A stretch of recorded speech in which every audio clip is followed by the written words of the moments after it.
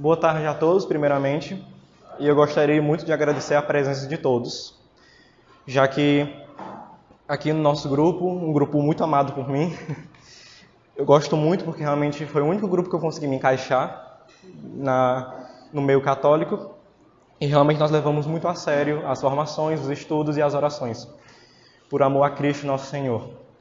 Então, cá nos encontramos hoje para falarmos sobre o beato Imperador Carlos da Áustria, rei apostólico da Hungria. Por que falarmos de Carlos? Eis a pergunta que eu primeiro faço a vós. Carlos, bom, a palavra, como dito na descrição do Instagram, o texto que eu escrevi, a palavra que mais define o beato é exemplo. Todo santo nos dá exemplos, como católicos, obviamente. E como essa formação especificamente sobre o beato, então ele é nosso maior exemplo nesta ocasião. Por quê? Bom, antes mesmo de ser um exemplo para o mundo moderno como estadista, como político, como monarca, como pai de sua nação, que é um político deveria ser, ele também, principalmente, foi um bom católico, um pai dedicado e um marido presente para com sua esposa e seus filhos. Não é à toa que, durante seu exílio em Portugal, o que ele mais achou de bom, mesmo após de perder tudo, foi ter tempo de educar seus filhos, o que ele não tinha na Áustria. E bom, falemos sobre o começo da vida do Carlos, mas antes disso, seria bom falarmos sobre a Europa em si, daquela época. Nós estamos aqui falando do século XIX, XX, enfim, mas principalmente do século XX, obviamente, já que é o século que se passa toda essa situação. A Europa vive um tempo que nós chamamos de Belle Époque, em francês, que significa bela época, né? Obviamente.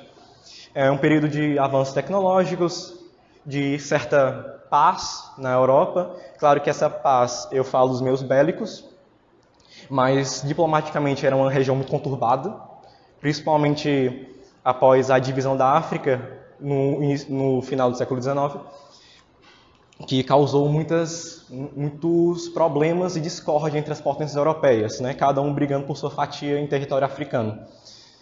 Então nós temos um cenário muito conturbado, diplomaticamente. Não é à toa que, durante esse período, século XX, da Primeira Guerra Mundial, são vários fatores que levam à Primeira Guerra Mundial, não só o assassinato do tio do Carlos, que é o Francisco Ferdinando. Então é isso. Agora sobre a Áustria em si. A Áustria, que é um país que nós conhecemos hoje em dia, um país não muito grande, católico. Pela graça de Deus, a Áustria foi um dos únicos países germânicos que permaneceu no seio da Igreja Católica, graças a Deus, após a Reforma Protestante, que Lutero iniciou. Então, é um país que até hoje está no seio da Igreja, graças a Deus. E nós vemos hoje em Viena, a capital, com igrejas belíssimas, góticas, e a própria fé do povo, né? Porém, a Áustria, antigamente, ela era ainda mais católica, obviamente, mas em questão territorial ela é ainda muito maior que hoje em dia. É um dos maiores impérios da Europa, localizado no coração da Europa, na Europa Central, juntamente ao Império Alemão, né, o seu vizinho ao norte. E durante todos os séculos, durante a formação da Áustria como Estado, ela consegue seus territórios, com a própria Imperatriz Maria Teresa da Áustria diz, ela consegue por um meio muito bonito, que é o sacramento do casamento, o sacramento do matrimônio. Enquanto outros faziam a guerra na Europa por territórios, a Áustria não, ela se casava para ter territórios. Como ela fala em sua citação, os outros que façam guerra, tu, Áustria, feliz, casa-te. Então, a maioria desses territórios na monarquia austríaca foram conseguidos graças ao matrimônio do sacramento, do matrimônio do casamento. Então, o que acontece? Era uma região muito conturbada, era um império muito conturbado, porque, justamente por ser um império muito grande, muitas etnias viviam nele, muitas línguas eram faladas, religiões diferentes, né?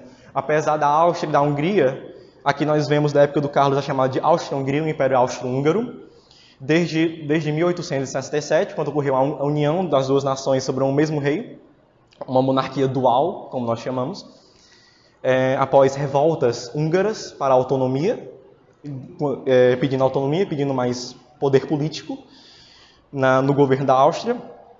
esses dois países decidem dividir o império em dois. A parte que é chamada de Cisleitânia, que é governada pela Áustria, e a Transleitânia, que é governada por Budapeste, Hungria. Bom, como disse anteriormente, apesar das etnias dominantes serem os austríacos, que são alemães, etnicamente falando, eles falam alemão, e os húngaros, que são magiares, falam húngaro, e ambas as nações são de maioria católica, havia outras etnias maiores de população muito significante entre o Império. Tínhamos romenos, tchecos, eslovacos, polacos, sérvios, croatas, eslovenos, bósnios, polacos, como já disse, rutenos, ucranianos, sorábios, ou seja, era um império muito diversificado, muitas línguas eram faladas, né? E justamente por isso era um império muito conturbado, porque cada um queria sua autonomia, queria ser um país diferente, enfim. Mas ainda assim, a monarquia austríaca, a família Habsburgo, que é muito importante na história da Europa, não só da Europa, como ela é bem presente na história do Brasil, então, o que nós veremos aqui. Bom, agora iniciando sobre a vida do Beato Carlos da Áustria e, consequentemente, da família Habsburgo, no seio de Viena, no Palácio de Schönbrunn, como eles chamam. Bom, a credibilidade de toda essa formação eu utilizei pelo livro A Vida Religiosa do Beato Carlos da Áustria, o último imperador da monarquia austro-húngara, pela editora Edições Lumen Christi, do Rio de Janeiro, e também da novena Carlos da Áustria, do Monsenhor Reinhard Knittel, né? Também na mesma editora. E também eu usei do vídeo do Padre Paulo Ricardo, que ele tem em seu site, no seu canal no YouTube, e também há várias outras matérias do Beato Carlos no site do Padre Paulo. Bom, e esses livros são baseados no Positio, que são uma série de relatos sobre o Beato, pessoas que viram, que o conheceram, tiveram a oportunidade de falar com o Beato, ou pelo menos de longe entender, né, ver toda aquela situação. Enfim, o Beato nasceu no dia 17 de 8 de 1887, em Viena, e ele nasceu em uma eu diria até a única família católica na Europa, no governo. Porque, bom, nós temos uma Europa que, após tantos anos conturbados, seja por reforma protestante, liberalismo, marxismo, temos uma Europa dividida em apenas interesses relacionados à política, a poder, né? Não temos interesses de Deus na política Europa. Temos apenas poder e poder, né? Não importa se esse poder tem de ser conseguido violando ética, moral, enfim. Entretanto, na Áustria, nós temos uma família que ainda assim vive o catolicismo, que é a família Habsburgo. Bom, para entendermos a família Habsburgo em si, é interessante se afirmar que o imperador da Áustria, no tempo do Beato, antes dele ser imperador, o Francisco José, que era uma pessoa também muito católica, que governou a Áustria durante muito tempo. Ele era filho, para ter uma noção, ele era filho do irmão da Imperatriz Leopoldina do Brasil. Para você ver, né, que, bom, a monarquia é desse jeito, né? Você é primo de um, mesmo que distante, enfim, porque aqui as famílias tendem a se unir para manter o sangue nobre. E, bom, Francisco José, como eu falei, era uma pessoa extremamente católica. Ele já tinha uns 80 e poucos anos, ele governava a Áustria há muito tempo. Ele está entre os governantes mais duradouros na história da Europa. E, bom, engraçado que o Carlos, ele não nasceu para ser imperador. Porque ele, antes do Beato ser imperador, na linha sucessória do Habsburgo, havia ainda mais dois, né? O filho do Francisco José, que era o Rodolfo, só que o Rodolfo teve um fim um tanto infeliz. Ele era um homem, vamos dizer assim, louco da vida, não levava muito a sério o catolicismo ou os estilos políticos, enfim. Queria se divorciar da mulher, era um doido nesse quesito, né? Não é à toa que ele morreu por circunstâncias misteriosas. Não sabe se ele foi assassinato ou se ele cometeu suicídio. Então, o filho do Francisco José, com a imperatriz Sissi, que é muito famosa nos cinemas, na Áustria, a imperatriz Sissi, que tinha uma vida muito sofrida na corte de Viena, porque a sua sogra a tratava muito mal, e ela era muito mal vista, era muito difamada nas ruas de Viena, até porque a imperatriz Sissi vivia muito na Hungria, ela amava a Hungria. Ela tinha uma vida difícil na Áustria, mas ela amava a Hungria, e isso era mal visto na Áustria. Já que apesar de serem dois países que eram unidos politicamente, culturalmente eram diferentes, e por ressentimentos históricos não se gostavam muito. Então ela era muito difamada justamente por viver muito em Budapeste, né? Então Rodolfo, que era filho do Francisco José e da imperatriz Sissi. Só que, como disse, o Rodolfo morreu. Então, bom, o próximo da linha sucessória seria o Francisco Ferdinando. E nós já falaremos o que aconteceu com ele. Bom, então, como eu disse, o Beato Carlos não foi criado para ser imperador. Mas ele teve uma formação boa, já que ele era de uma família real, que tinha posse e que principalmente era católica. Então, ele teve, principalmente na sua educação, ele teve acesso ao catolicismo, ele foi ensinado o catecismo, ele foi ensinado as Sagradas Escrituras, enfim. E a sua educação era principalmente pautada nos estudos de línguas. Já que, como eu falei, era um império muito diverso, muitas línguas eram faladas, e às vezes, justamente por conta dessas discórdias, desses ressentimentos históricos, esses povos não queriam falar a língua do outro. Era comum confusões entre a Áustria e a Hungria, o austríaco não querer falar húngaro e o húngaro não querer falar alemão. Enfim. Houve essa educação pautada no ensino de línguas e, claro, o catolicismo não era deixado de lado. E quem eram os pais do Beato Carlos? A sua mãe, ela era a arquiduquesa Maria Josefa, princesa da Saxônia. Era uma mulher católica, obviamente, mas era bastante rigorosa. Ela não sabia demonstrar suas emoções ao filho. Tinha uma vida muito íntima com o filho, era muito distante. Então, apesar de ser católica, ela não educou diretamente, já que era muito comum nas famílias reais, não os pais educarem, mas sim tutores, que eram por fora, né, tutores de pessoas importantes, que eram pessoas escolhidas a dedo pelos monarcas. Então, a função dos pais na monarquia era apenas vigiar mesmo, o que se os tutores ensinavam bem, já que os pais eram educados também, obviamente. E na família Habsburgo, principalmente, inclusive as mulheres eram educadas. As ciências naturais, as mais variadas coisas, né? Não é à toa que se casar com uma mulher da corte Habsburgo era, meu Deus, era um negócio muito vantajoso. Não só pelo poder da família também, mas pela inteligência que aquela mulher teria, né? Bom, e o pai de Otto, o pai do Beato, que o nome é Otto, era Otto Francisco José, da Áustria. Ele era arquiduque, era um homem charmoso, era elegante, e porém, justamente por isso, tinha uma juventude questionável, um caráter frágil, né, como é descrito no livro. Ou seja, ele tinha, apesar de ser católico também, ele tinha vida bem, assim, diversa, se é que podemos dizer assim.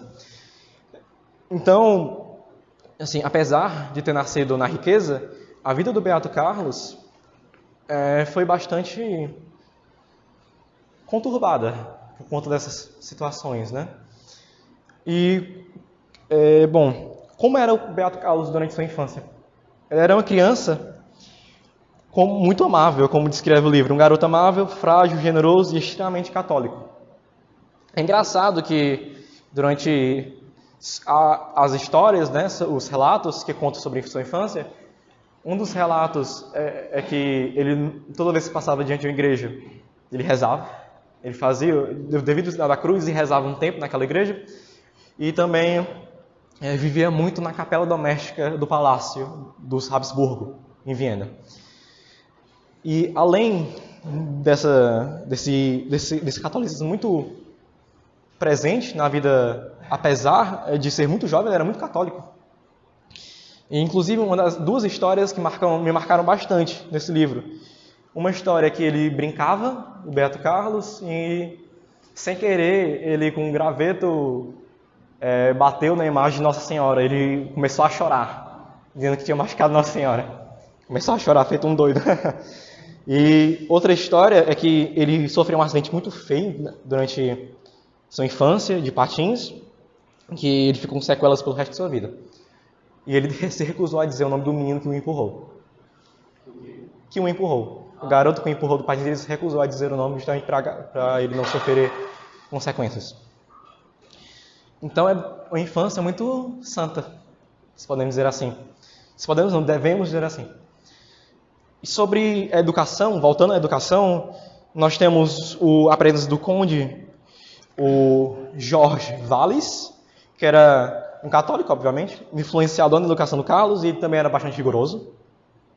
Outros educadores também marcaram a vida foram o Frei Gagala e o bispo sufragâneo, o Dom Gottfried Marshall. Né? Ou seja, entre os tutores havia religiosos. Né?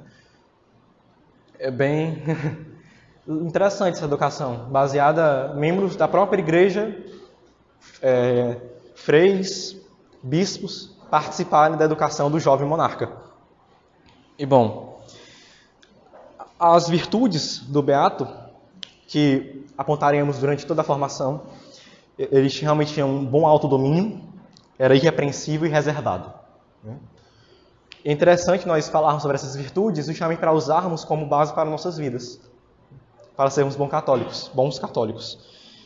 Falando ainda sobre sua educação, ele foi ao colegial em Viena, no Schottengymnasium, e fez faculdade com foco em política, em economia, em Praga, né, na atual República Tcheca, que antes era parte do Império Austro-Húngaro. E além dessas questões, ele também serviu. Naquele tempo, serviu militarmente, que eu falo. Naquele tempo, na Europa, eu acho que não havia nenhum país que não exigisse o serviço obrigatório para homens, já que eram tempos muito conturbados diplomaticamente e eram tempos de nacionalismo exacerbado. Né? Era amar a pátria, só que era um amor à pátria até que eu posso dizer doentio. Né? Já que eu gosto até de nem dizer a palavra nacionalismo quando falamos hoje em dia. Nós devemos falar a palavra patriotismo, ao meu ver. É como até o antigo político francês Charles de Gaulle fala. Patriotismo ou nacionalismo é quando o seu amor, quando o seu ódio a outros povos vem primeiro. Patriotismo é quando o seu amor à pátria vem primeiro.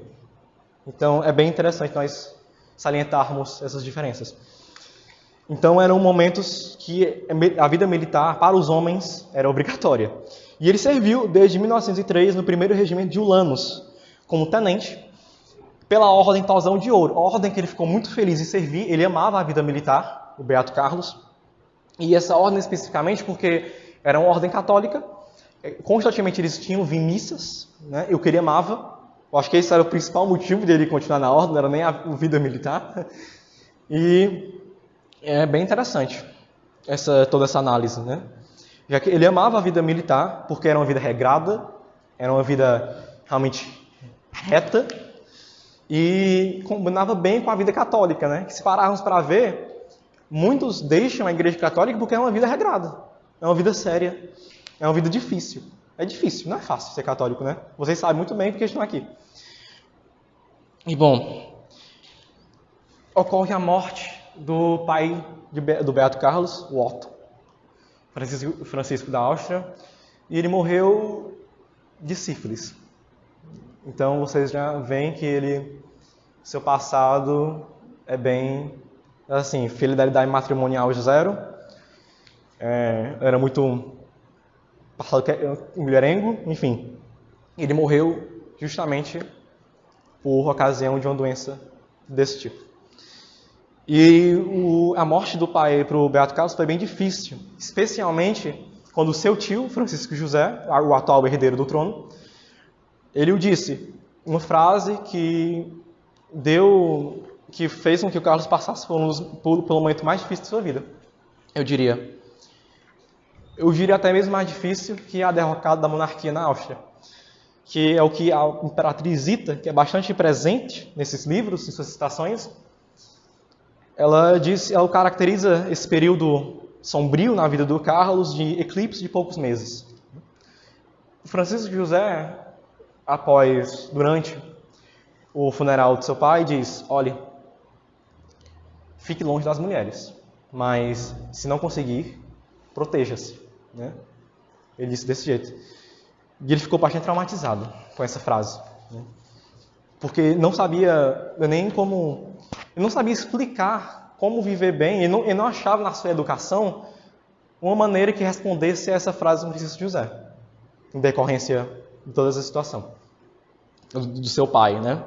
Então ele passou durante um bom tempo por não encontrar essas respostas em sua vida católica nesse período que ele chama de eclipse de poucos meses, chamado pela Imperatriz Zita, que não foram momentos, apesar de serem poucos, duram poucos meses, né? Foram momentos que ele se envolveu com mulheres, né? Apesar de não terem sido muitas, ele se envolveu. Inclusive, uma história narrada é que os seus amigos, eles o trancaram com uma mulher dentro do quarto. Né? Bom, após todo esse período que ele se arrependeu bastante, em 1911, ele se casa com a Imperatriz Zita, né?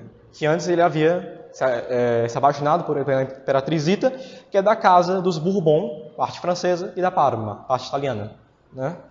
Que o ajudou bastante. Eu diria que a família da Imperatriz Zita realmente auxiliou bastante a vida do Imperador Carlos, porque era uma família muito católica.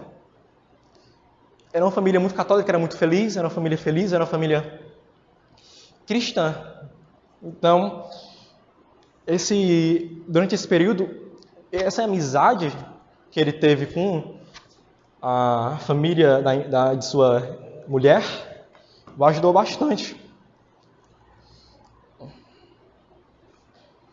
Então, como descreve aqui pela Madre Maria Antônia de Bourbon-Parma, que é a irmã da Imperatriz Zita, o servo de Deus sentiu-se arrebatado pela nossa bela vida familiar, pela atmosfera profundamente cristã e tão pura de nossa casa.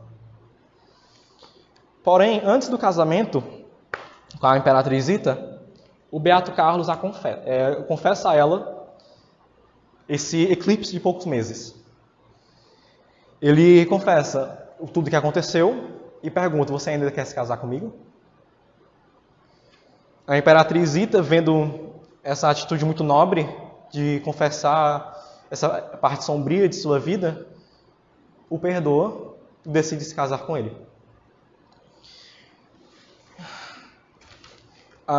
O sermão do casamento foi feito pelo Papa São Pio X, inclusive.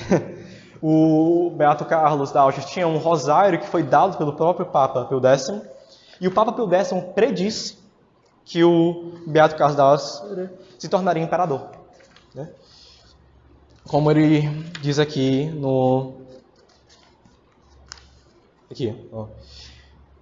abençoo o arquiduque Carlos, que será o futuro imperador da Áustria e que ajudará a conduzir suas terras e seus povos a uma grande glória, trazendo-lhes muitas bênçãos. Mas isso não será reconhecido a não ser depois de sua morte. O Papa Pio X disse.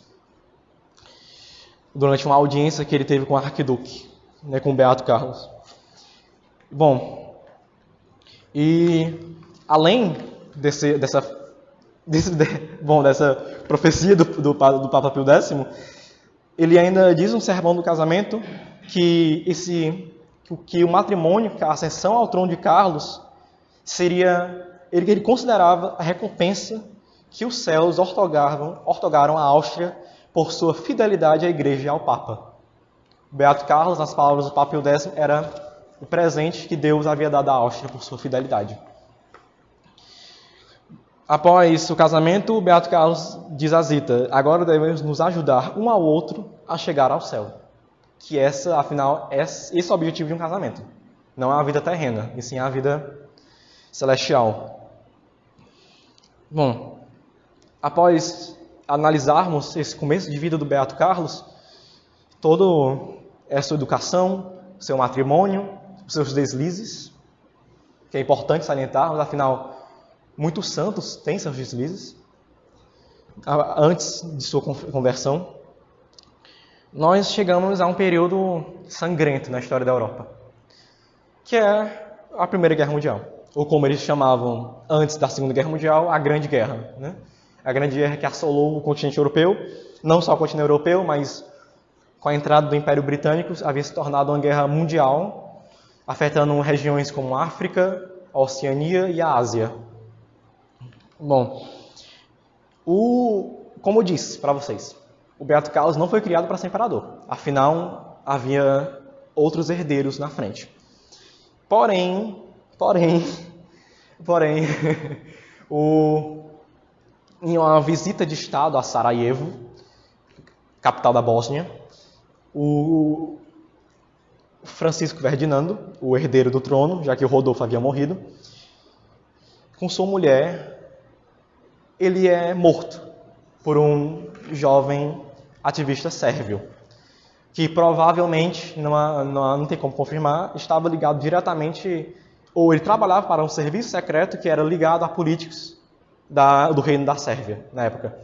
Ou seja, isso enfureceu bastante a corte austríaca, já que via como um ataque direto da Sérvia, que não gostava nem um pouco da Áustria, por questões nacionalistas, porque eram momentos de pan, aquele prefixo pan com a nação, né? Pan-eslavismo, né? Questão de unir todos os povos eslavos, a Sérvia fazia parte disso. Ela queria unir todos os povos eslavos que estavam dentro do Império Austro-Húngaro. Então eles teriam que meio que desmantelar a Áustria para poder pegar todas aquelas partes que eles queriam. Então havia esses conflitos fronteiriços, conflitos políticos, enfim. O Francisco Ferdinando é assassinado. Seus filhos não poderiam participar da aliança sucessória porque ele se casou com uma plebeia, com uma pessoa que não tinha sangue nobre. O Francisco Ferdinando se casou por amor, né? Então, para esse casamento ser concretizado, ele teria que seus filhos não poderiam herdar o trono da Áustria.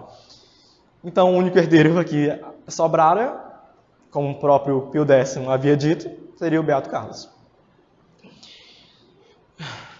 Antes do Beato tornar-se imperador, nós temos o Francisco José como imperador. Como disse, uma pessoa já há muito tempo na política católica, inclusive em minhas conversas com o padre Samuel, que visitou Viena, ele me contou que o quarto do Francisco José, apesar de viver de ele viver num palácio riquíssimo, né? Afinal nós estamos falando de família real, o quarto era minúsculo, era simples, algo bem nobre.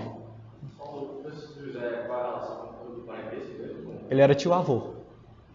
Ele era tio-avô do Beato Carlos. É complicado, família, né? E, bom, até 1916, que é o ano de sua morte, ele é imperador da Áustria durante a Grande Guerra, né?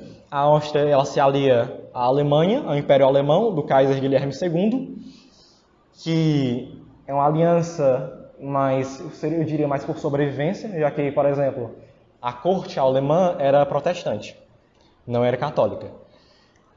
Eles realmente odiavam os católicos.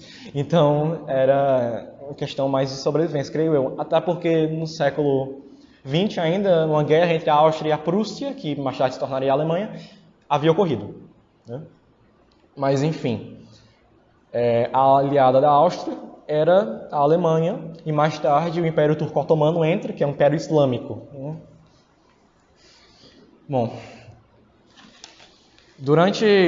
até 1916, o Carlos ele serve ao Supremo Comando Militar do Marechal de Campo von Hötzendorf, né? Para quem não sabe, a primeira língua do Beato Carlos era o alemão, né? Já que era a língua mais falada da Áustria naquele tempo. E que eu falo no Império todo, porque ainda é a mais falada da Áustria. E a segunda língua mais falada era o húngaro. Bom, só que ele participava desse Supremo Comando Militar do Hötzendorf por hostilidades vindas do Marechal. Ele é convidado a se retirar do Supremo Comando Militar. Então, após esse serviço ao Comando Militar, ele passa um tempo visitando frontes na guerra. Ele realmente vai direto para o fronte, visitar os soldados, garantir que os soldados estivessem recebendo tratamentos adequados, garantir que eles vivessem bem a fé católica, apesar de ser uma situação bélica. Queria que eles vivessem a missa, queria que eles vivessem a vida de oração e queria que eles tivessem a oportunidade da confissão antes da morte, enfim, tudo isso. O Beato Carlos queria garantir a esses soldados. Ele viu os soldados como irmãos, não como subordinados, né? E, ele conheceu também os responsáveis pela guerra, os administradores nos frontes, e principalmente o que é muito importante nesse cenário, ele garantiu que relatórios totalmente fiéis fossem entregues ao Francisco José. Já que os relatórios do fronte às vezes não eram muito fiéis. Às vezes eles mentiam falando que a batalha tinha ido bem, que eles haviam ganhado, quando na verdade a baixa foi tremenda e eles perderam humilhantemente a batalha. Não? Era muito comum isso acontecer. Então, ele garantia que esses relatórios fossem verdadeiros, né? Em 1916, o imperador assume o comando do 20º Corpo de Armada Edelweiss, né? Ele é responsável, ele ajuda comandando, né? Oi. Tu te falou, acho para mim, uma vez que fazer questão de proibir, por exemplo, meretrizes, digamos assim. A gente vai chegar lá. Né? Beleza. E, ele foi responsável por ações vitoriosas no fronte contra a Romênia e o Império Russo. No começo da guerra, a Romênia não havia entrado, a Rússia entrou por ser aliada da Sérvia, e a Romênia entrou porque a Romênia não se dava bem com a Áustria, com a Hungria, na verdade, porque a Hungria tinha em sua posse terras que eram habitadas por romenos, e eles queriam. Então eles decidem invadir o Império Austro-Húngaro, e durante essa invasão, que foi surpresa, na toa que as baixas foram tremendas para a Áustria, mas depois eles são expulsos do Império Austro-Húngaro e mais tarde a Romênia tem de assinar um tratado de rendição depois, né? E essas vitórias foram responsáveis, né? Tem uma grande contribuição por parte do Beato Carlos. Ele realmente participou. Só que é interessante, porque o Beato Carlos ele não se orgulhava das vitórias. Na verdade, ele lamentava as baixas, né? Não importando o lado, se eram soldados do Império Austríaco ou se eram os soldados romenos ou russos, né, dos seus inimigos. Então, ele rezava tanto ao ponto do rosário dado pelo Pio X se desgastar e a Imperatriz Rita ter que dar-lo outro. Então, é algo incrível, realmente. Era, de fato, uma questão... Muitas pessoas o viam como lamentando as mortes no fronte, né? Enfim, só estou procurando. Enfim. Agora nós vamos para o período que é o principal período da formação, que é quando o Beato Carlos se torna imperador. Francisco José morre depois de muito tempo no governo austríaco. Como disse, ele não lembro com qual idade ele morreu, mas ele morreu com quase 90 anos, eu acho. E no 21 de novembro de 1916, o Carlos torna-se imperador da Hungria, né? Imperador da Áustria, e vai para a Hungria e ele é coroado pela coroa de Santo Estevão. Para quem não sabe, Santo Estevão é o santo fundador da Hungria. Legal, né? A Hungria é um país católico e é fundado por um santo. Santo Estevão, a coroa de Santo Estevão, e ele teve que fazer um juramento, né? O título era o Rei Apostólico da Hungria. O legal é que a diferença da coroação austríaca para a coroação húngara era que na Húngara ele era ungido, o imperador. A Áustria não era ungido. Inclusive, uma das coisas que o Beato planejava fazer após o fim da guerra era justamente fazer com que a coroação da Áustria, a cerimônia, fosse ungida, assim como na Hungria. E essa unção, essa devoção a Santo Estevão, essa fidelidade à vontade de Deus, à coroação, à sua... Como é que fala? Meu Deus. O seu juramento na coroação foi grande, foi até o fim de sua vida. Já que o Beato Carlos via essa unção que foi dada pelo arcebispo de Budapeste, capital da Hungria, como a vontade de Deus de que ele seja o pai daquelas nações. Então, por nada naquele mundo, ele abdicaria. Afinal, qual é a vontade do homem não vale mais que a vontade de Deus. E, bom, quais são as principais contribuições políticas do Beato Carlos? As principais contribuições políticas, como estadista, são... Ele, principalmente, a primeira coisa que ele fez durante a cerimônia de coroação foi buscar a paz. Na sua cerimônia ele disse que queria a paz, a qualquer custo. Ele queria pôr um fim àquela carnificina que acontecia na Europa. Ele mesmo fala isso. Ele teve que, se não me engano, ele teve que mudar o texto da coroação para que a paz fosse a primeira coisa a ser jurada, se não me engano, como o padre Paulo Ricardo diz. Ou seja, ele tentou ao máximo estabelecer a paz com as potências da Entente, Da Entente, que são a França e o Império Britânico.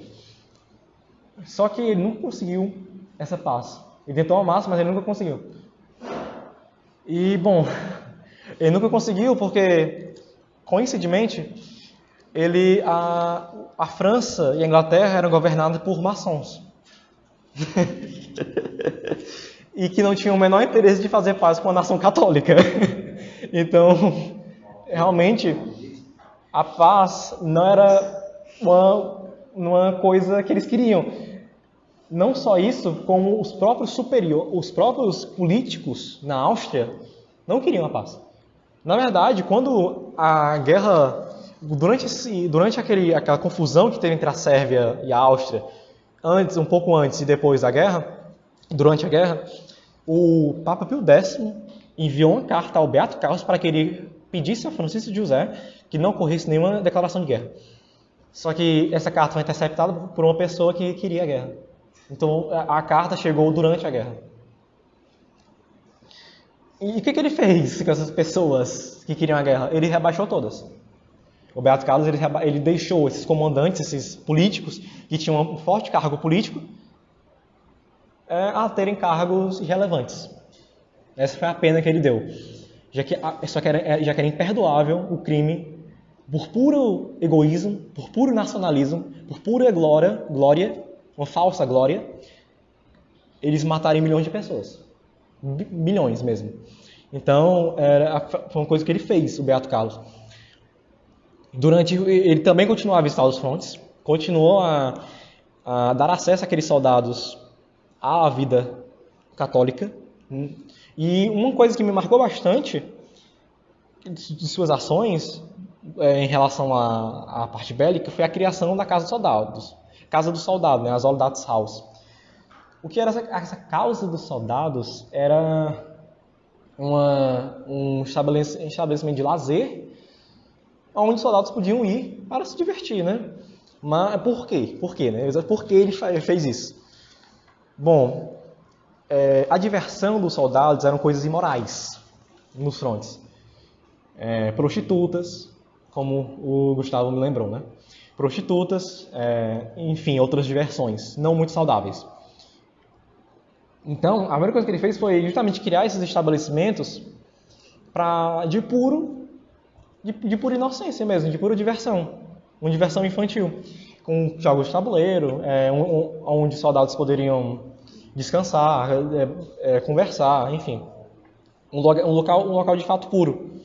Isso desagradou a muitas pessoas, principalmente os mais alto cargo. Claro, ele deve ter desagradado os soldados que gostavam, enfim, disso. Então, Isso desagradou a muita gente. O governo do Beato Carlos, ele foi extremamente difamado, ele foi extremamente traído, tanto dentro da Áustria quanto fora. O próprio aliado da Áustria, a Alemanha, era inimiga da Áustria, bem dizer. Eles estavam juntos na guerra, mas, assim, discordavam em muitas coisas, justamente pela Áustria católica e a Alemanha protestante, né? E fora que havia sido criada uma ideia durante a guerra que era a de guerra total. Essa guerra total era a paz, só que a paz vitoriosa a qualquer custo. Uma paz nacionalista, né? Uma paz gloriosa. Então, era uma guerra que não era para fazer com que o inimigo perdesse, era para humilhar, era para dizimar o inimigo. Era uma coisa séria mesmo. Então, a Alemanha não queria apenas seus interesses. E nem parte do governo austríaco. Eles queriam realmente dizimar seus inimigos e constituir seu poder como absoluto no mundo. Principalmente a Alemanha, que queria um império longe de Roma, longe do catolicismo, né?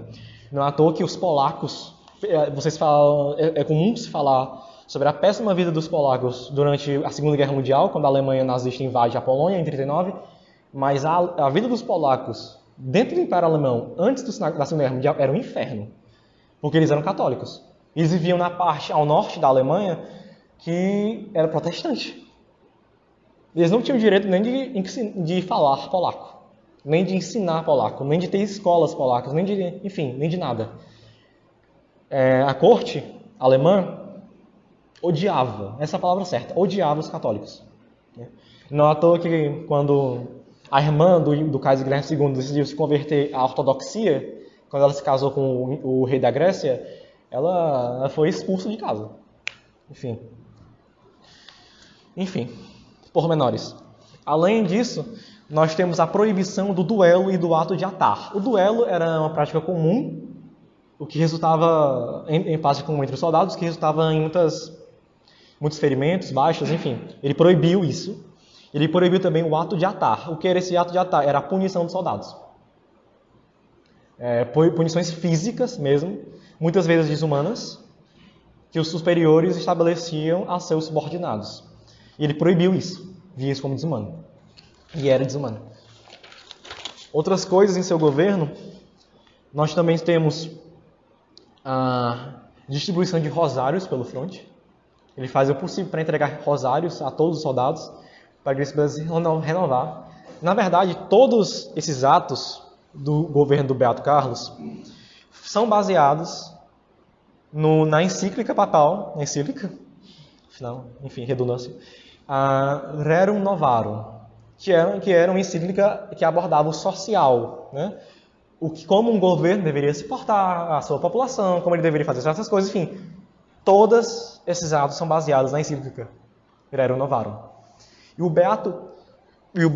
Papa Bento XV, após o Pio X, ele fez um apelo aos líderes da Europa que parassem aquela carnificina.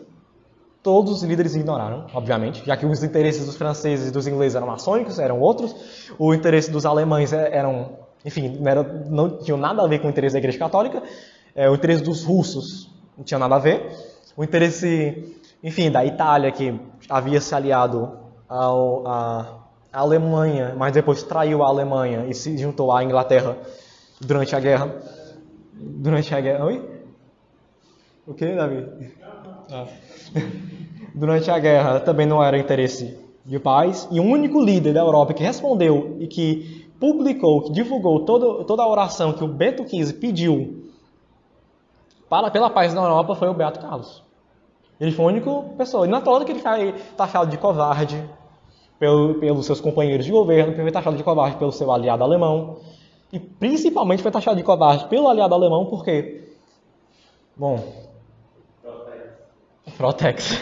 Protex, Tem uma história que ele foi difamado na América também, acredita? No quê? A difamação dele na América, assim. Na América? Na América. Nos Estados Unidos? Cara, eu não sei. Eu não duvido nada, porque, né, que os Estados Unidos são os Estados Unidos. Mesmo, assim. Se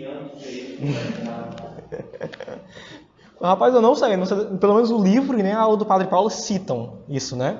O que ele cita, o que deixou furioso os alemães, né? Foi que ele se recusou a empregar a nova tecnologia que os alemães tinham criado, que são o Unterseeboot, que são U-boot, submarinos. Os alemães haviam criado submarinos para fins bélicos, né, afundar os navios ingleses, já que a marinha britânica era muito poderosa, então eles decidiram ir por baixo. Enfim, ele havia se recusado a usar os submarinos contra a Itália, e se recusou a atacar cidades italianas. Ele achava ridículo atacar cidades, já que contra os civis, né? Ele achava algo muito baixo, o que os alemães acharam covardia, né? Não à toa que o Chesterton, no livro A Barbárie Alemã, ele chama os alemães de desonestos, ele xinga os alemães de cada coisa, os Chesterton, porque os alemães, eles, enfim, não tinham medo de ultrapassar a ética, moral, e nem de descumprir acordos para alcançar seus objetivos, né? Então o Chesterton, ele tacava, enfim, o pau na Alemanha. E além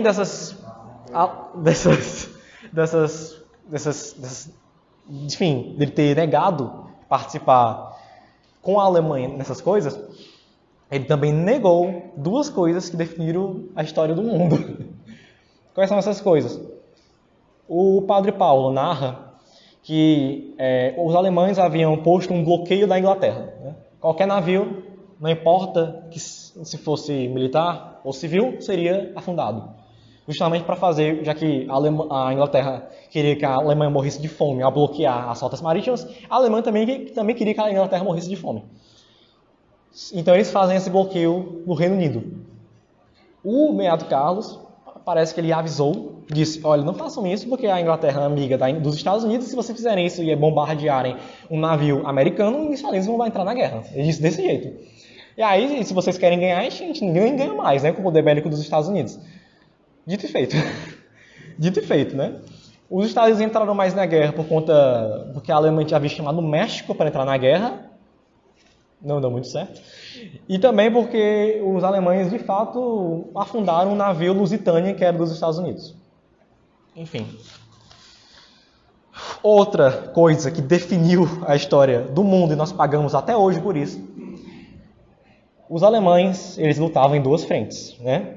A Rússia, no Oriente, a Rússia e a Romênia, no Oriente, e a França e a Inglaterra, no Ocidente. Isso fora as frentes na África. Oi?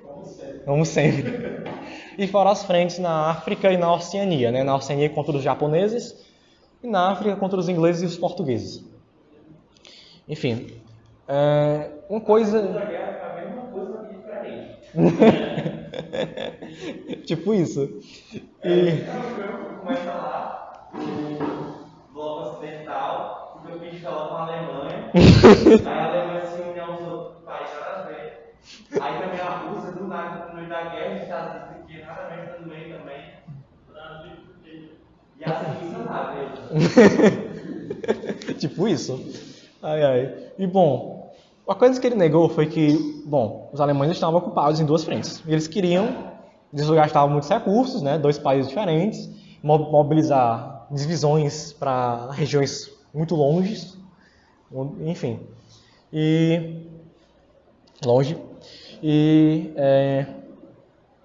o que a Alemanha fez, que nós pagamos até hoje, foi que eles pegaram revolucionários comunistas, puseram num trem e mandaram para a Rússia. Num trem e mandaram para a Rússia. Eles enviaram o Lenin e o Trotsky para Moscou, os alemães. Os alemães queriam que a Áustria fizesse a mesma coisa com a Itália, enviasse revolucionários comunistas para Roma. Só que o Beato, ele se recusou. Roma. Só que ele se recusou, por dois motivos. Primeiro, o comunismo não compactua com a fé católica. Ele disse isso. Eu não vou fazer isso porque eu não sou a favor do comunismo, porque não compactua com o ideal católico. E a segunda razão era, ideologia não tem fronteiras. Então, mais tarde que eles enviassem essa droga para a Rússia, essa coisa invadiria a Alemanha, invadiria o resto da Europa, invadiria o resto do mundo. Ele sabia muito bem disso. Mas como ele era um covarde, né, como os alemães dizem, enfim, esse foi difamado, né? No governo dele foi difamado dizendo que ele tinha vários amantes, que ele, enfim, esses casos, era um governante corrupto. O quê? Como sempre, né? Se a Alemanha não fizer besteira, o mundo acaba. E bom, além desses atos admiráveis do Beato Carlos, nós temos a celebração da missa nas estações militares, nós temos a criação de cozinhas populares em Viena, na própria Áustria, justamente já que era um momento de crise, não só fora da Áustria, mas como dentro do próprio Império, já que a inflação era alta, a situação econômica era muito difícil, os preços não paravam de subir, a comida era escassa, porque a comida tinha prioridade para as frentes de batalha, não para a população. Então, o Beato ele fez as cozinhas populares, justamente com o objetivo de atenuar essas sequelas, né, da guerra. Além disso, ele distribuiu carvão por Viena, carvão que era para aquecer, né, o inverno na Europa, como nós sabemos, é bem rigoroso. Lutou contra a corrupção e justamente fez com que todos os políticos, qualquer homem, tivesse que realmente, não importa o cargo, ir para a guerra. Ele fez com que o seu irmão, acho que era Marx, o nome do irmão dele, que queria apenas ficar no palácio, né, do bem e do bom, não queria de jeito nenhum ir para frente, ele fez com que o seu irmão fosse. Não importando se o irmão tinha sangue real. Ou seja, vá. E o fato de ele visitar as frentes, né? Isso fizeram muitos reis na Idade Média, né? Tipo isso. Hoje em dia, qual é o presidente e qual é a pessoa que vai fazer isso? Vai para uma guerra? Duvido. E bom, como já citei, ele rebaixou de patente todos aqueles responsáveis pelo conflito. E como dizem, calúnias foram inventadas para difamar a imagem do imperador, mas ele se manteve firme nessa tão difícil adversidade.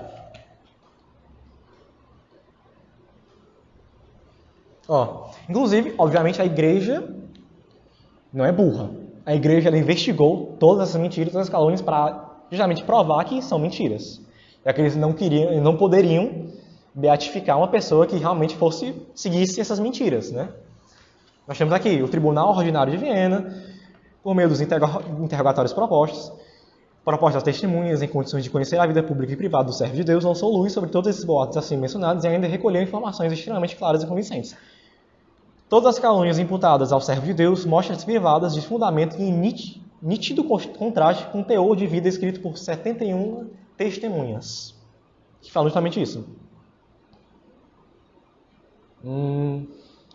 Além dessa questão, era muito legal porque ele era assim, ele era uma pessoa, uma coisa que o Padre Paulo falou em seu vídeo, é que uma das demonstrações de santidade é uma impaciência inimaginável.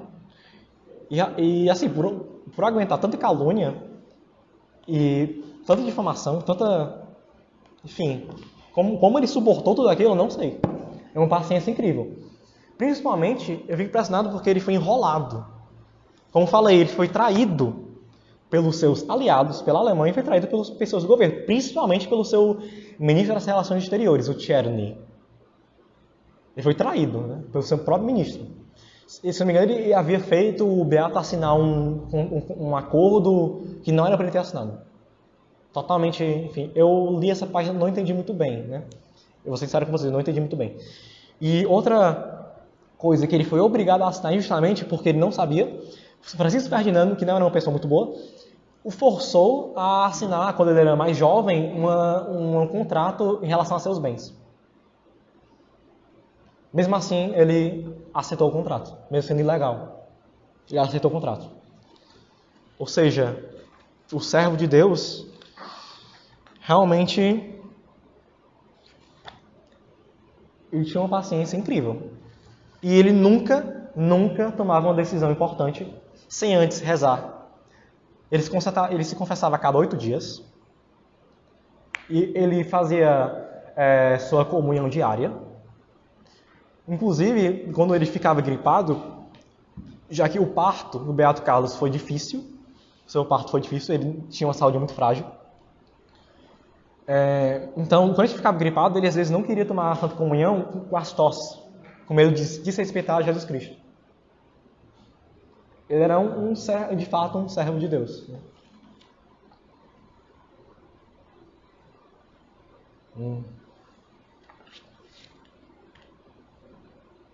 As calúnias, as mais graves, são as amantes, a embriaguez, a infelicidade patrimonial,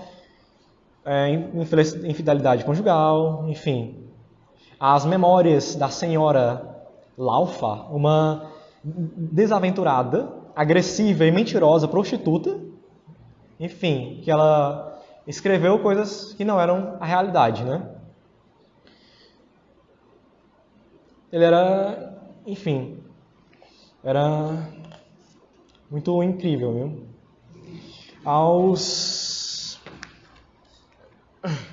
Só que, bom, 2 de outubro, ele consagra sua família e todas as nações do Império Austro-Húngaro, ou seja, enfim, infinitas, ao Sagrado Coração de Jesus. Ele tinha uma forte devoção pelo Sagrado Coração de Jesus, Beato Carlos. Não só essa, como também tinha devoção por São José, meu pai espiritual. Enfim, é incrível, porque assim, você olha uma situação dessa e pensa, não, não é mais importante você rezar que ir para uma reunião. Você tem que ir para uma reunião porque está em guerra, não sei o que, mas não, ele achava importante rezar. Pedir o discernimento a Deus. Ele nunca esqueceu a Deus. Isso de fato eu confirmo, ele nunca esqueceu a Deus, Beato Carlos. E ele, graças a Deus, ele consagrou todas aquelas nações a Sagrado Coração de Jesus. Todas aquelas nações, não importa se eram nações católicas ou não. Já que nós tínhamos nações que eram muçulmanas no Império Austro-Húngaro, os bósnios, por exemplo, nações ortodoxas como os sérvios e os romenos, então, e fora os protestantes e os judeus dentro do Império. Mas ele consagrou a todos de maneira igual. Ele não viu nenhuma diferença nisso. Enfim. Infelizmente, quer dizer, esquece que eu falei. Infelizmente, houve a derrubada da monarquia na Áustria. Mas antes de falar sobre a derrubada da monarquia, nós temos a derrota dos impérios centrais. Nós chamamos de impérios centrais a Alemanha, o Império Alemão, o Império Austro-Húngaro e o Império Turco-Otomano. Os 3 aliados que lutaram juntos contra a França, a Inglaterra, a Rússia, enfim, e os Estados Unidos e as colônias, né? Houve a derrota, foi humilhante, né? A derrota. Muitas vezes as pessoas não falam muito disso, mas a vida na Áustria após a derrota da Primeira Guerra Mundial foi mais difícil que a vida na Alemanha. A inflação era muito maior. Inclusive, ele tentou controlar a inflação. Para quem acha que distribuição de apenas, né? Claro que eu falo aqui como a igreja diz. Para quem acha que reforma agrária, às vezes até distribuição de renda e distribuição de alimentação é coisa de governo comunista, já que não é. A própria Igreja Católica diz que se isso for bem administrado, se isso for conforme à vontade dos proprietários, isso é uma coisa boa, né? O próprio Beato Carlos, até eu acho que eu vou taxar de comunista, Beato Carlos, porque ele queria até propor reformas agrárias na República Tcheca e na Hungria.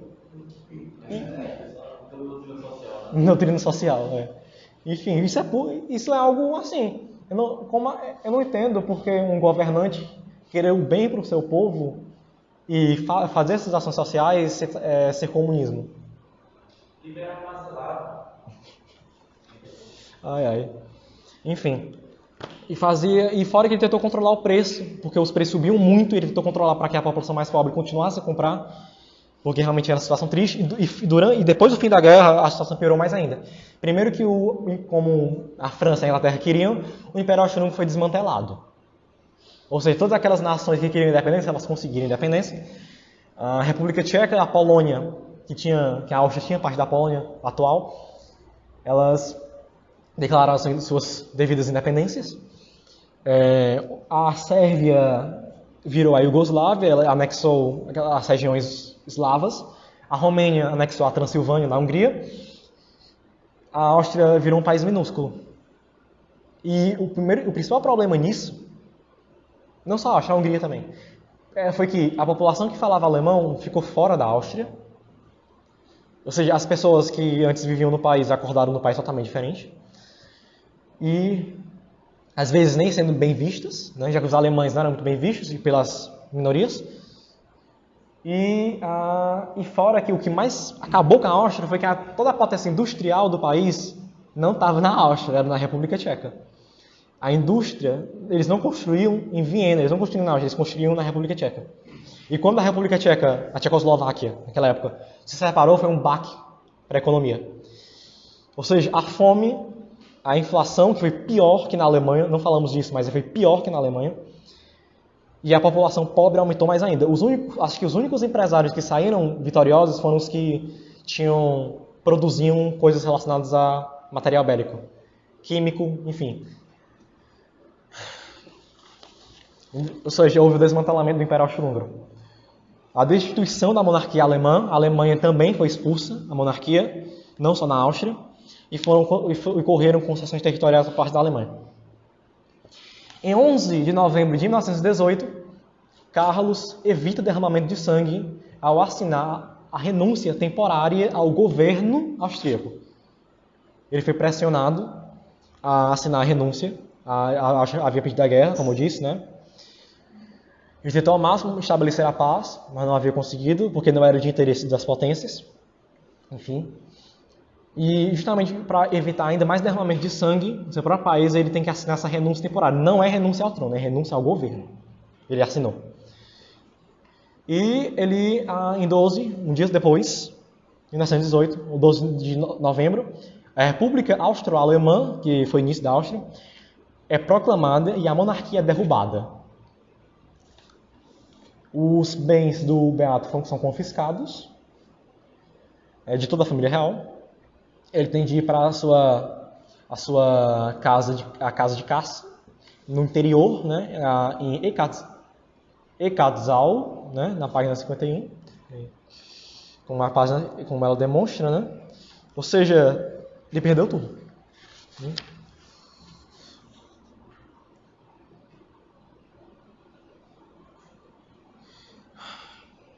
No desmoronamento da monarquia, o servo de Deus se comportou admiravelmente como em todas as outras ocasiões. Não renunciou ao trono, pois o seu ponto de vista era que o reino lhe tinha sido imposto por graça de Deus como um dever, e que ele não podia subtrair-se a tal dever. Renunciou temporariamente ao exercício temporal de seus direitos soberanos, aceitando, porém, como vontade divina tudo o que então lhe atingia. O único desejo do servo de Deus era evitar também naquela situação qualquer derramamento de sangue. Estava compenetrado do princípio cristão do amor ao próximo para agir assim e não de outra forma.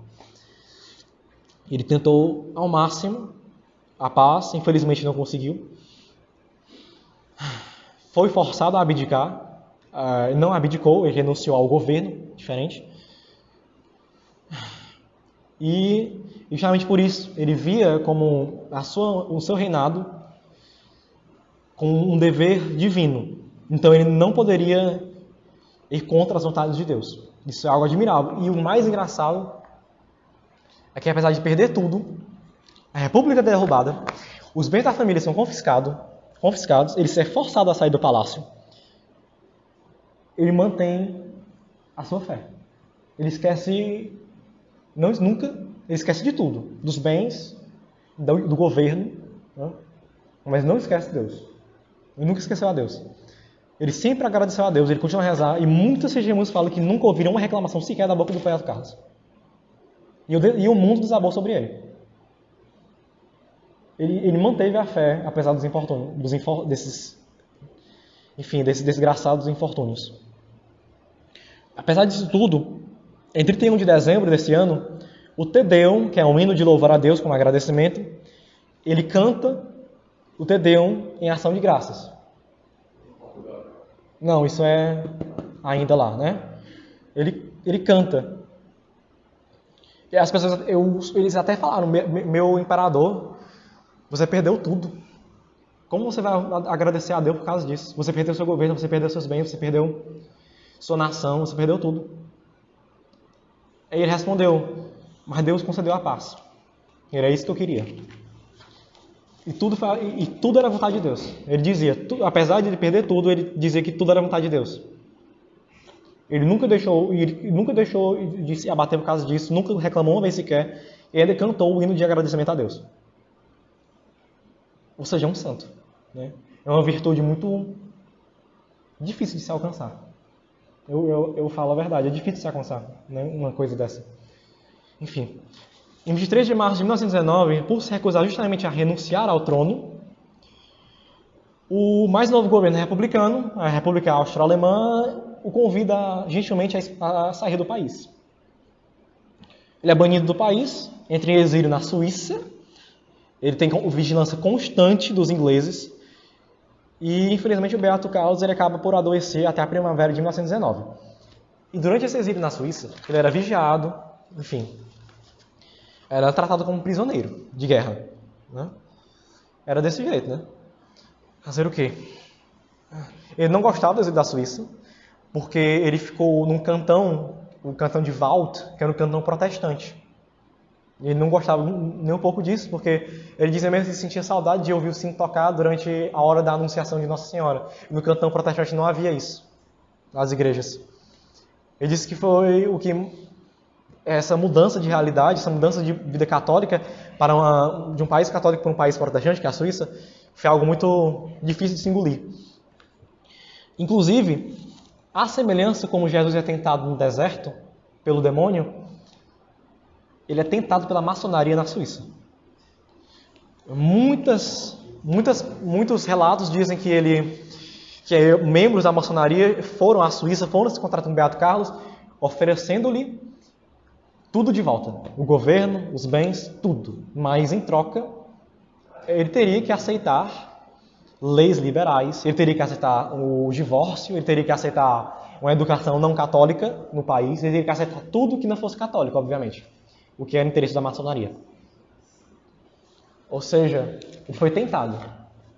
Ele poderia muito bem ter aceitado isso e ter voltado à sua riqueza, ter voltado àquela vida sem necessidade. Afinal, ele adoeceu na Suíça porque a entrega de víveres, né, de bens necessários para a vida, não era regulada muito bem. Ele às vezes faltava comida, ou seja, de um imperador de um império gigante, ele passou a ser uma pessoa em necessidade.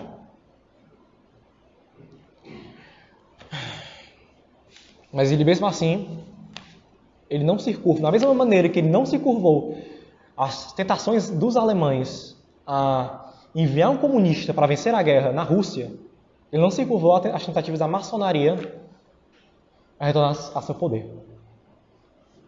Bom, na Áustria havia essa confusão. Na Hungria, uma revolução comunista havia estourado. Mas na Hungria ele era ainda visto como rei. Né? Apesar da Áustria não ser muito bem a realidade assim, na Hungria ele ainda era visto como rei, ele era amado ainda.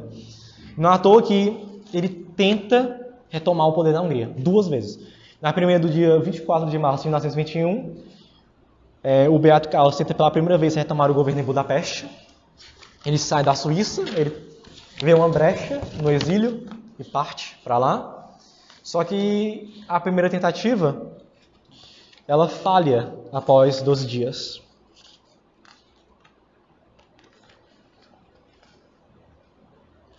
A resposta dessa tentação da maçonaria dele foi essa: aquilo que recebi das mãos de Deus, não posso aceitá-lo das mãos do demônio.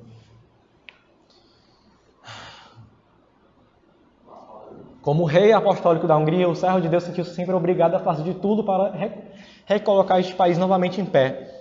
Hungria, né? Naquele tempo moveu particularmente o desejo do Santo Padre Bento XV que lhe pediram para retornar à Hungria, e aí levantaram um baluarte de proteção para a Santa Igreja, porque, como disse, a Hungria vivia um tempo de revolução comunista, né? Então, era um momento difícil para a história do país, e fora, da mesma forma que a Áustria foi partida, a Hungria também foi, na verdade, foi até pior que a Áustria, a Hungria. A maior parte da população húngara ficou fora da Hungria, até hoje é assim. Então, enfim, ele volta para a Hungria.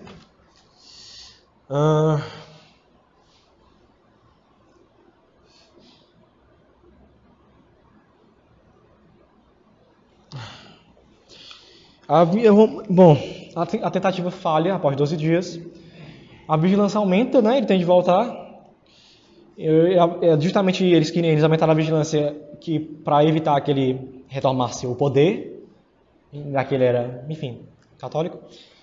Em outubro de 1921, a segunda tentativa de restauração da monarquia ocorre. Apesar dele justamente ir a uma viagem de trem para Budapeste de novo, né, para tentar retomar mais uma vez o poder, ele fez com que parassem o trem e celebrassem a missa. A missa foi celebrada ao lado dos trilhos do trem. Ele se recusava a ficar sem a Santa Comunhão. Ele se recusava a não rezar, né, a deixar de rezar. Ele nunca esqueceu a Deus. É incrível. Então, durante essa viagem para a Hungria, a missa foi realizada em pleno trem, a Santa Comunhão foi efetuada pela bênção, e após 4 dias de início da tentativa da restauração, em Budapeste, o Carlos é preso e foi mandado para a abadia de Tyrone, né? Antes, vocês vão até, caso para quem é familiarizado com a história da Segunda Guerra Mundial, vão lembrar do Miklos Horthy, que foi o regente da Hungria durante a Segunda Guerra Mundial, que se aliou à Alemanha nazista contra os soviéticos.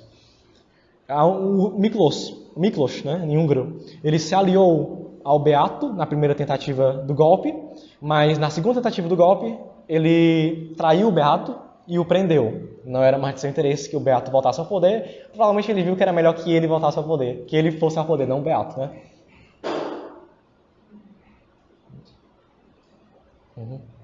Enfim. Só que ele é tratado de maneira desumana na abadia de Tyrone. Mais uma vez é forçado a abdicar, né? Inclusive o Horthy, ele chama o arcebispo de Budapeste, que o coroou, para convencê-lo a abdicar. E ele mesmo, o arcebispo fala: eu o coroei, eu não vou convencê-lo a fazer isso. Eu o coroei. Ele disse desse jeito. A devoção pela coroa de Santo Estevão era imensa. Só que, enfim, depois ele recusa a se abdicar de novo.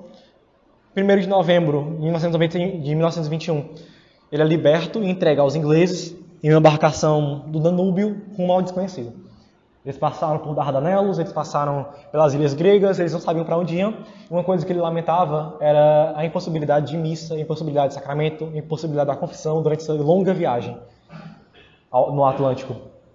E, inclusive, os tripulantes dessa embarcação terminaram admirados com o comportamento do Beato Carlos, que ele era uma pessoa extremamente educada, nunca reclamou, tratava bem a todos e era muito católico. Enfim, o exílio se inicia na Ilha da Madeira, Portugal, uma ilhazinha no Atlântico, né, uma mísera ilha, mandada para o lugar mais longe possível da Europa, e lá ele morre. Ele passa 5 meses na Ilha da Madeira. No dia 19 de novembro de 1921 ocorre a chegada. Novamente ele não esquece de Deus. Ele tenta preparar uma capela doméstica. Ele pede a autorização ao bispo de Funchal, uma capela doméstica. Enfim, é uma casa em que ele havia conseguido. Só que logo ele tem que sair daquela casa porque as joias que pagariam a casa da Imperatriz Zita foram roubadas. Haviam sido roubadas. Então eles tiveram que se mudar para uma casa ainda mais precária, com apenas 3 quartos, lembrando que ele tinha 7 filhos e a Imperatriz Zita na época era grávida de mais um. O que ele se alegrou durante esse exílio foi que ele pôde ter tempo para os filhos. Ele educou os filhos, o catecismo, ele educou os filhos as Sagradas Escrituras, ele educou tudo que podia fazer. E toda essa mudança abrupta ocorreu em 19 de fevereiro, né? Bom, só que em 9 de março inicia-se uma gripe comum que, bom, se desenvolveu uma pneumonia e foi responsável pelo ceifamento do Beato Carlos, né, de sua vida.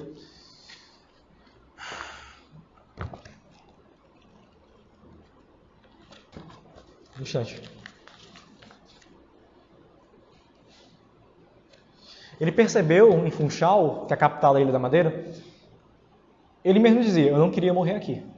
Ele dizia isso. mas se é a vontade de Deus, eu não tenho o que recusar. Ele percebeu em Funchal que a vontade de Deus era que ele desse sua vida às nações do Império. E ele disse que assim seja. Então essa doença abateu o Beato Carlos.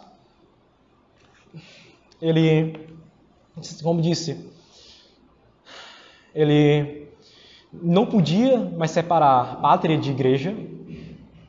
Ele estava pronto a sacrificar seu amor para o bem da Santa Igreja. E não existia mais nada que ele não tivesse a coragem de sacrificar em bem a Deus. Nem mesmo sua família. Ele sabia que teria de deixar sua família, ele sabia que teria de deixar tudo. Mas pela glória de Deus, ele realmente aceitou. Inclusive, 1º de abril ele morre. Ontem ele morre e não aguenta, né? As febres eram imensas. Só que ele sempre lembrava que o sofrimento de Cristo foi muito maior que o dele, então ele aguentava. E ele morre. Uma curiosidade que me fez me lembrar da formação do Gustavo sobre a morte é que ele faz seu filho mais velho assistir a morte. Sua morte. Porque ele queria ensinar o filho mais velho como um verdadeiro católico se porta à morte.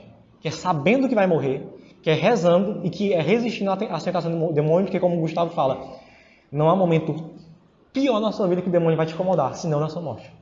Já que é o último momento que ele tem para te levar para o quinto dos infernos. Só que, pela glória de Deus, ele não resistiu às tentações. Ele fez seu filho assistir à sua morte. Imperatriz Zita, após tudo isso, ela vestiu preto sua vida toda. Ela viveu de luto. E olha que ela viveu mais de 60 anos depois, ainda, depois de tudo isso. Ela nunca superou a morte do marido. E, inclusive, o milagre que deu margem à beatificação, se Deus quiser, canonização do Beato Carlos, ocorreu no Brasil. Uma irmã polaca, a irmã Gradowska, ela veio para o Brasil administrar um hospital. E ela, desde os anos 40, que ela nasceu na Polônia, desde os anos 40, desde sua juventude, ela sofria de muitas dores nas pernas, né? E durante sua estada no Brasil, toda essa administração, as dores haviam se convertido a uma coisa insuportável, não conseguia nem mais andar. Uma irmã, a outra sua companheira falou, olha, tente rezar, que havia visto num panfleto o Beato Carlos, se não me engano. Tente rezar pelo imperador da Áustria, um homem muito bem-aventurado. Ela não quis, né, em primeira instância, porque ela não via muito bem a família Habsburgo, porque a família Habsburgo havia dominado a Polônia, parte da Polônia, então os polacos... A maioria dos polacos mais velhos não gosta de 3 países, Rússia, Alemanha e Áustria. Então, assim, ela não via com muito bons olhos e preferia pegar um santo mais popular, né? Rezar um santo mais popular. Só que, apesar dela rezar, as dores não cessavam e, se não me engano, corria o risco de amputação das pernas. Só que aí ela percebeu, será que Deus não está me usando para a glorificação do Beato Carlos? Né? Porque era só Carlos na época, né? Ela percebeu isso, então decidiu rezar. Eram orações breves, foi nada demais, inclusive. Justamente ao Beato Carlos. E ela dormiu após essas orações e acordou com as pernas totalmente bem. As feridas haviam desaparecido. As pernas estavam totalmente curadas, totalmente normal. E esse milagre que aconteceu aqui no nosso Brasil, nossa terra de Santa Cruz, atribuiu ao Beato Carlos em 20 de dezembro de 2003. O que deu margem para a beatificação, se Deus quiser, pela glória de Deus, canonização um dia, rezemos pela canonização do Beato Carlos, que deu margem para a beatificação dele, em 3 de outubro de 2004, pelo Papa João Paulo II. Beato Carlos da Áustria, imperador da Hungria, o imperador da Áustria e rei apóstolo da Hungria, rogai por nós.